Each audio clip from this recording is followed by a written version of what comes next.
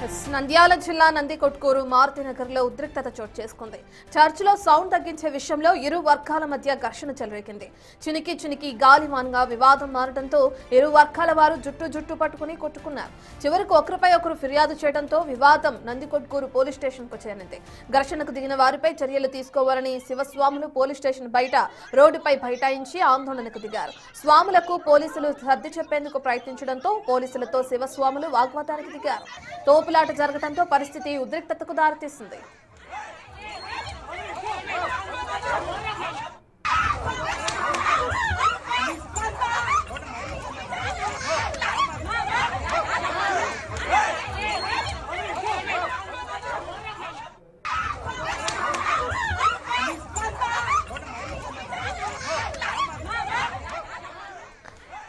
శివస్వాములకి ఇక్కడ ఉన్న చర్చ్ సభ్యులకి ఏ విధంగా అయితే గొడవ జరిగిందో మనం చూస్తున్నాం. నందికొట్కూరు నంద్యాల జిల్లాలో చర్చిలో సౌండ్ తగ్గించే క్రమంలో ఈ వాగ్వాదానికి దిగినట్లు తెలుస్తుంది.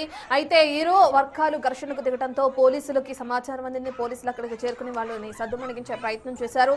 శివస్వాములు వాళ్ళ మాట వినకుండా రోడ్డుపై బైఠాయించి ఘర్షణకు దిగడంతో పోలీసులు వాళ్ళకి సర్దు చెప్పి అక్కడి నుంచి పంపించేసిన తీరును కూడా మనం బిగ్ టీవీ స్క్రీన్ పైన చూస్తున్నాం. తోపులాట జరగడంతో అక్కడ పరిస్థితి కూడా కాస్త ఉద్రిక్తతకు దారితీసిందని కూడా అర్థమవుతుంది.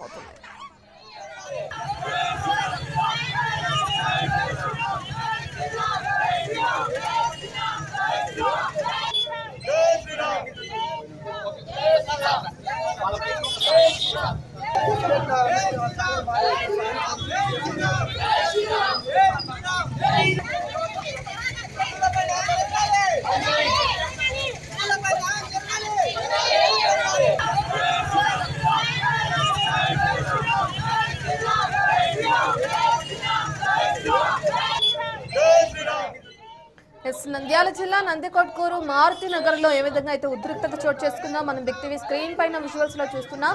చర్చిలో సౌండ్ తగ్గించే విషయంలో ఇరు వర్గాల మధ్య ఘర్షణ చెలరేగింది. ఈ ఘర్షణ కాస్త చినికి గాలివానగా మారి వివాదంగా మారడంతో ఇరు వర్గాల వారు జుట్టు పట్టుకుని కొట్టుకున్నారు. దానికి సంబంధించిన విజువల్స్ ని మనం సెకండ్ బాక్స్ లో చూస్తున్నాం.